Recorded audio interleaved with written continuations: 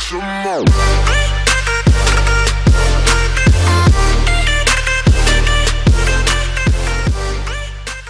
Yo, what's good, people? Izzy Max here, back again for another SBL Generations Draft League. This week we are going against the Gen 7 trainer, and I'm going to preface this video by saying Araquanid is really hard for Gen 1 to actually beat. So I didn't do a draft breakdown, but my only electric type is actually Raichu, which doesn't actually do great against Araquanid. Or Golisopod. They both have the same typing and whatever. And Raichu was in tier 5, I believe. And the only better electric types were tier 1 Zapdos, which I couldn't fit on my team because I have Dragonite and Blastoise. Tier 4 Magneton, which I got sniped from. And then Jolteon just didn't fit on my team because of what I have. Granted, going forward, I don't have to fight this trainer or this coach anymore, which is good.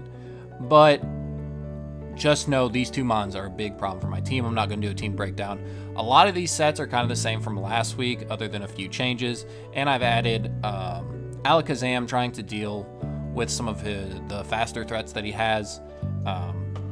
But it doesn't end up working like I wanted it to. But anyway, before we get started, the question of the day is, what is your favorite legendary? I thought of this question because my opponent does have Tapu Bulu, and as my team name suggests, Tapu Bulu is actually my favorite legendary. I like its design. Its typing's really cool. Quad weak to poison. Doesn't really help a whole lot, but overall it's a great mon, and I absolutely love it. So without further ado, let's go ahead and jump into this game. Seeing what he brought, I realized Alakazam wasn't the right choice, so I just figured on leading it and doing some good damage. But I end up getting O-Code by Hornleech anyway. I was Life Orb. I kind of wish I would have brought Specs because I think that might have KO'd. But I do just bring out my Scarf Nidoqueen here, and I do end up killing the Bulu, which is what the Nidoqueen was kind of here to do. Araquanid comes out. I was expecting the webs, so Hitmonlee is my only spinner. I'm going to pause it here. Before we get going, that's another problem that Gen 1 has, is not great removal.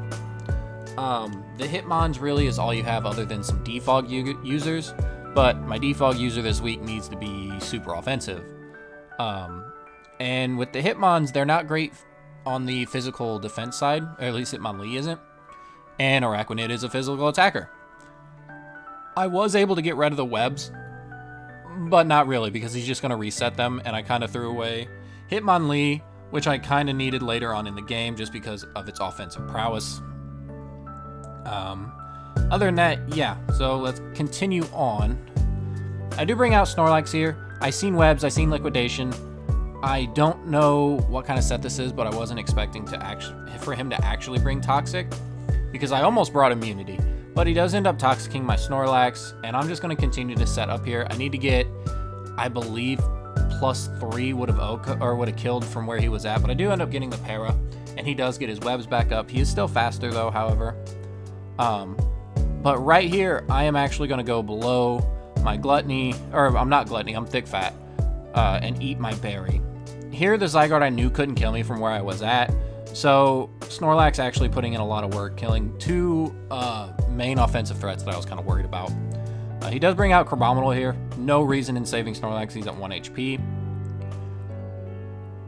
Seeing the Drain Punch and not the close combat, I was actually expecting this to be kind of a banded set, but it wasn't. It actually had Thunder Punch, and it was a Focus Sash set, which hindsight 2020 I guess makes sense. But Blastoise not being able to do as much as I hoped it would, it doesn't really matter because Raichu would have been able to outspeed it. Out comes the Golisopod, my next big problem. So it's able to kill the Nidoqueen like I expected. I just needed damage off. And out comes the Dragonite. Now, here's where the game gets really interesting. This Dragonite does have Earthquake. So here on this turn, if I would have known that it was Ground Berry, I should have clicked Dragon Dance again. I would have lived the Thunderbolt, of course, and then I would have been able to outspeed even if the first Earthquake, or even if the, even with the Electric Terrain up, sorry. I was expecting Life Orb. I was not expecting Ground Berry. My ground Pokemon is weak to Raichu anyway, and even with a Scarf doesn't outspeed Raichu. So as soon as I seen the Groundberry, I knew I lost. But nothing I can really do about it. That was just good prep on him.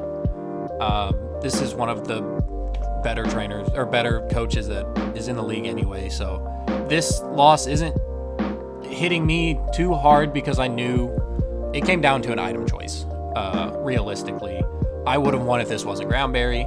If I knew it was Groundberry and I Dragon Danced, I think I still win because Golisopod wasn't doing much, and I believe I would OHKO it anyway. Liquidation, First Impression, Sucker Punch, and Aqua Jet were not doing enough based on how much damage that first Thunderbolt did.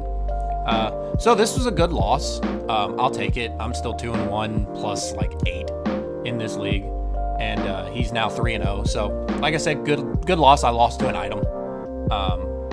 So yeah, that's gonna do it for this week. So without further ado, I will see you in the next one. Peace.